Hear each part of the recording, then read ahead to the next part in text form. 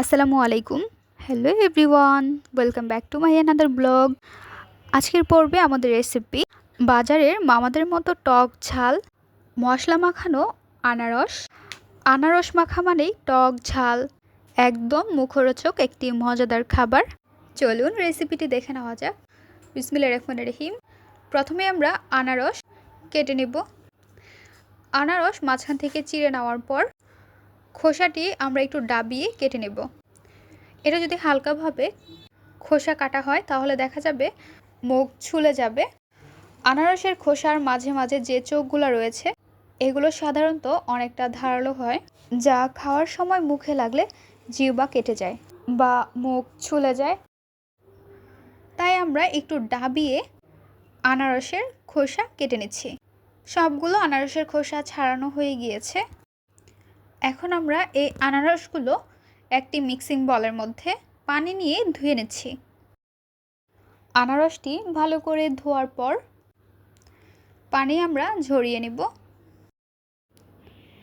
পানি ঝরিয়ে নেওয়া হয়ে গিয়েছে। এখন আনারসটি স্লাইস করে কেটে নেব। কথা বলতে বলতে ভুলে গিয়েছি, আমরা কিন্তু আনারসের মাঝে যে বুকটা থাকে তা কেটে নিয়েছি। ওটা খেতে একদম শক্ত, তাই আমরা কেটে ফেলে দিয়েছি। এখন আমরা কাঁচামরিচ নিয়েছি। কাঁচামরিচগুলো একদম কুচি কুচি করে কেটে নিতে হবে। সাথে অ্যাড করে নিয়েছি স্বাদ অনুযায়ী লবণ। লবণ দিয়ে মরিচটি একদম ভর্তা করে নিচ্ছি। অ্যাড করে নিচ্ছি কেটে রাখা পাইনাপেল।